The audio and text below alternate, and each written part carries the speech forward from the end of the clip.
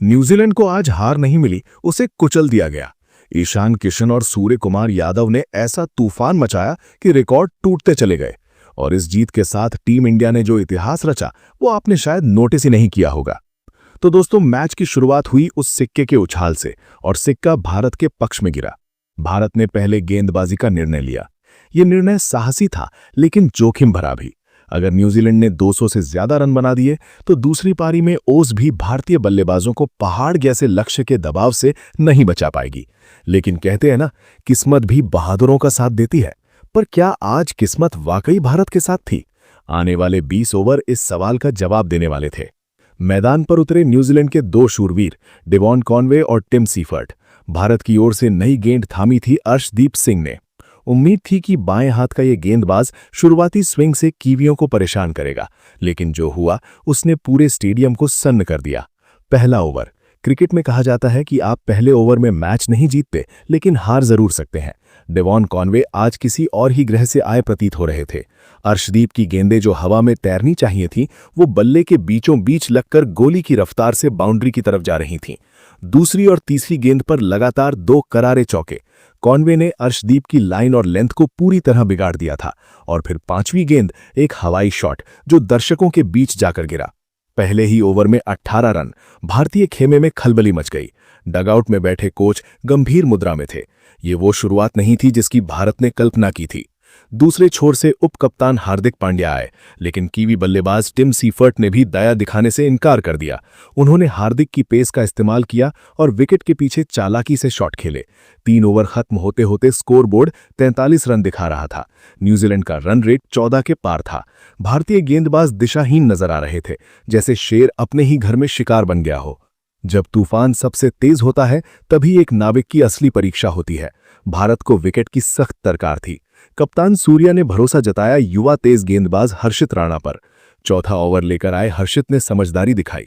उन्होंने देखा कि बल्लेबाज गति यानी पेस का इस्तेमाल कर रहे हैं, तो उन्होंने गति को ही अपना हथियार बना लिया। ओवर की दूसरी गेंद 115 किलोमीटर प्रति घंटे की एक धीमी ऑफ कटर। डेवॉन कॉनवे, जो अब तक हर गेंद को सीमा रेखा के पार भेजने के मूड में थे, इस गति परिवर्तन से पूरी तरह चकमा खा गए। बल्ला पहले घूम गया और गेंद बाद में आई। एक आसान सा लॉब और मिड ऑफ पर हार्दिक पांड्या ने कोई गलती नहीं की। भारत को पहली सांस मिली। डेवॉन कॉनवे 19 रन बनाकर पवेलियन लौटे, लेकिन अभी खतरा टला नहीं था। मैदान पर आए रचिन रवींद्र। इसके तुरंत बाद कप्तान ने अपने तुरुप के इक्के मिस्ट्री स्पिनर वरुण चक्रवर्ती को बुलाया। वरुण की गेंदबाजी को पढ़ना किसी पहेली को सुलझाने जैसा है। 5वें ओवर की दूसरी गेंद एक तेज गुगली। टिम सीफर्ट ने इसे स्लॉग स्वीप करने की कोशिश की, लेकिन गेंद बल्ले का बाहरी किनारा लेकर हवा में काफी ऊंची उठ गई। विकेटकीपर ईशान किशन ने अपनी दाईं ओर दौड़ लगाई और एक शानदार डाइव लगाकर कैच लपक लिया। 43 रन पर 2 विकेट। स्टेडियम में जान वापस आ गई थी। ढोल नगाड़े फिर से बजने लगे थे। क्रिकेट अनिश्चितताओं का खेल है। जब लगा कि भारत ने पकड़ बना ली है, तभी युवा रचिन रवींद्र ने मोर्चा संभाला। 2 विकेट गिरने के बावजूद रचिन ने डिफेंसिव खेल खेलने से साफ इनकार कर दिया। उन्होंने वही किया जो आधुनिक T20 क्रिकेट की मांग है, काउंटर अटैक। हर्षित राणा जब अपना दूसरा ओवर लेकर आए तो रचिन ने उन्हें निशाने पर लिया। लगातार 2 गगनचुंबी छक्के, गेंद स्टैंड्स में बैठे दर्शकों के हाथ में। ये सिर्फ रन नहीं थे, ये एक बयान था कि न्यूजीलैंड यहां रुकने वाला नहीं है। पावर प्ले खत्म हुआ तो स्कोर 73/2 था। बीच के ओवरों में स्पिनरों की भूमिका अहम होती है, लेकिन आज रायपुर की पिच बल्लेबाजों के लिए स्वर्ग बन चुकी थी। 8वें ओवर में रचिन ने वरुण चक्रवर्ती के खिलाफ अपनी कला का जौहर दिखाया। घुटनों के बल बैठकर स्लॉग स्वीप के जरिए गेंद को स्टेडियम की दूसरी मंजिल पर पहुंचा दिया। 90 मीटर से लंबा छक्का। भारतीय कप्तान सूर्या के माथे पर चिंता की लकीरें गहरी होती जा रही थीं। कुलदीप यादव, जिन्हें अपनी फिरकी के लिए जाना जाता है, जब गेंदबाजी करने आए तो लगा रनों पर लगाम लगेगी, लेकिन कीवी बल्लेबाज ग्लेन फिलिप्स ने उनका स्वागत भी आक्रामकता से किया। हालांकि कुलदीप ने अपने अनुभव का इस्तेमाल किया और एक जादुई गुगली पर फिलिप्स को फंसा लिया, लेकिन एक छोर से विकेट गिर रहे थे तो दूसरे छोर से रन बह रहे थे। मैच अपने अंतिम चरण में था। 15 ओवर के बाद न्यूजीलैंड 151 रन बना चुका था। यहां से 200 का आंकड़ा पार करना मुश्किल लग रहा था, लेकिन नामुमकिन नहीं। क्रीज पर थे कीवी कप्तान मिचेल सैंटनर और मार्क चैपमैन। भारतीय गेंदबाजों ने 15वें से 17वें ओवर के बीच अच्छी वापसी की। शिवम दुबे ने डैरिल मिचेल को आउट किया और कुलदीप ने खतरनाक दिख रहे रचिन रवींद्र 44 रन का शिकार किया। लेकिन असली ड्रामा अभी बाकी था। अंतिम 3 ओवर यानी डेथ ओवर।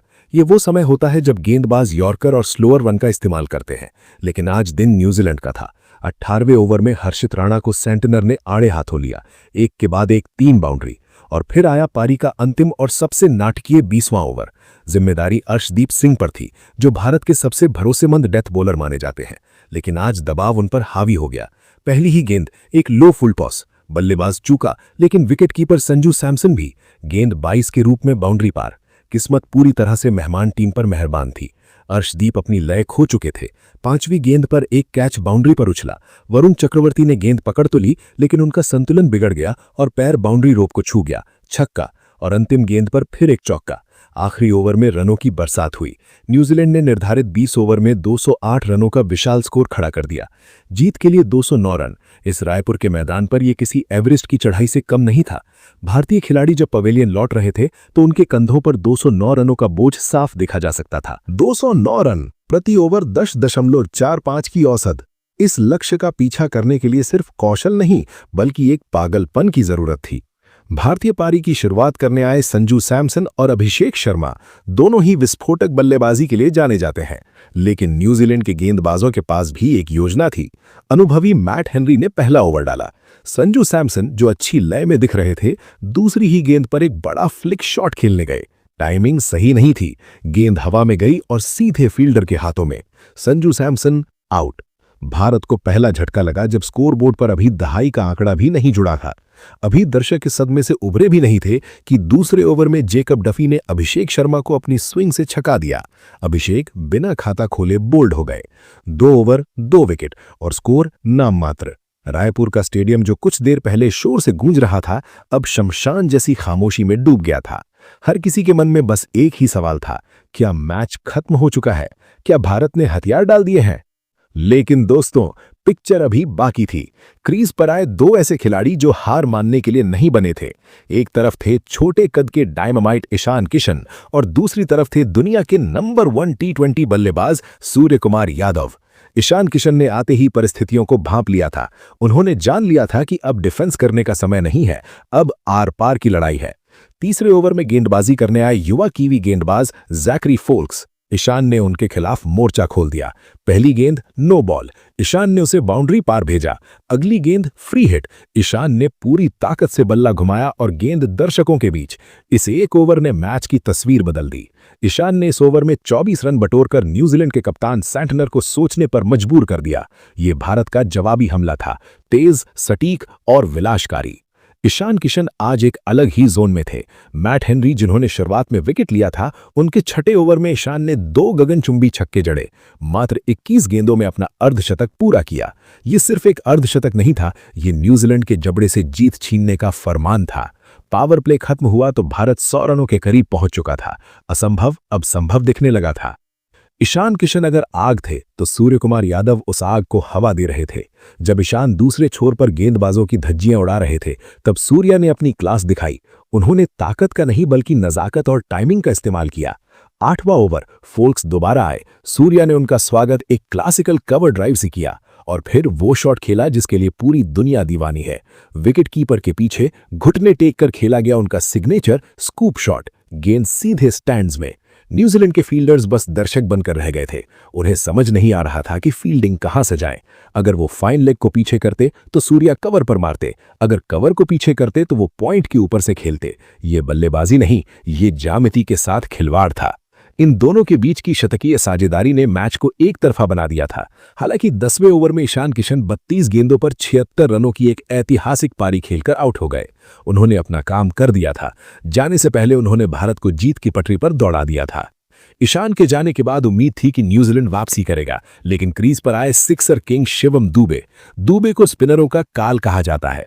12वें ओवर में ईश सोढ़ी गेंदबाजी कर रहे थे। दुबे ने अपनी लंबी कद काठी का फायदा उठाया और गेंद को सीधा लॉन्ग ऑन के ऊपर से 100 मीटर दूर भेज दिया। गेंद स्टेडियम की छत को छूने को बेताब थी। अब समीकरण बहुत आसान हो चुका था। सूर्य कुमार ने अपना अर्धशतक पूरा किया और आसमान की ओर देखकर राहत की सांस ली। ये पारी उनके लिए भी खास थी, क्योंकि पिछले कुछ मैचों से उनका बल्ला शांत था, लेकिन आज शेर ने अपनी दहाड़ सुना दी थी। 16वां ओवर, भारत को जीत के लिए कुछ ही रन चाहिए थे। डैरल मिचेल गेंदबाजी करने आए। स्ट्राइक पर थे सूर्य कुमार यादव। दूसरी गेंद सूर्या ने कलाइयों का इस्तेमाल किया। गेंद हवा में लहराई और डीप मिड विकेट बाउंड्री के बाहर गिरी और इसी के साथ भारत ने रायपुर के मैदान पर इतिहास रच दिया। 209 रनों का पहाड़ जैसा लक्ष्य जिसे देखकर अच्छे अच्छों के पसीने छूट जाएं, उसे भारत ने 7 विकेट रहते और कई ओवर शेष रहते हासिल कर लिया। सूर्य कुमार यादव 37 गेंदों पर 82 रन बनाकर नाबाद लौटे और शिवम दुबे ने 18 गेंदों पर 36 रनों की नाबाद पारी खेली। खिलाड़ियों का हाथ मिलाना, man of the match trophy, तिरंगे के साथ जश्न मनाते fans, slow motion highlights. Raipur की ये रात सिर्फ एक जीत की गवाह नहीं बनी, बल्कि ये गवाह बनी उस नए भारत की जो गिरकर संभलना जानता है, जो दबाव में बिखरता नहीं बल्कि निखरता है। पहले गेंदबाजी में अंतिम ओवरों की मार झेलना, फिर बल्लेबाजी में 2 विकेट जल्दी खो देना, किसी भी साधारण टीम के लिए ये हार मानने का कारण हो सकता था, लेकिन ये टीम इंडिया है। यहाँ हर खिलाड़ी मैच विनर है। आज की रात ईशान किशन के निडर प्रहारों की नाम रही, आज की रात सूर्य कुमार यादव की जादुई कलाकारी की नाम रही, और आज की रात उन हजारों दर्शकों की नाम रही जिन्होंने अपनी टीम पर विश्वास नहीं खोया। इस जीत के साथ भारत ने सीरीज में 2-0 की अजेय बढ़त बना ली है, लेकिन स्कोरबोर्ड के आंकड़ों के परे जो यादें आज बनी हैं, वो सालों तक क्रिकेट प्रेमियों के दिलों में जिंदा रहेंगी, क्योंकि क्रिकेट सिर्फ खेल नहीं, एक जज्बा है।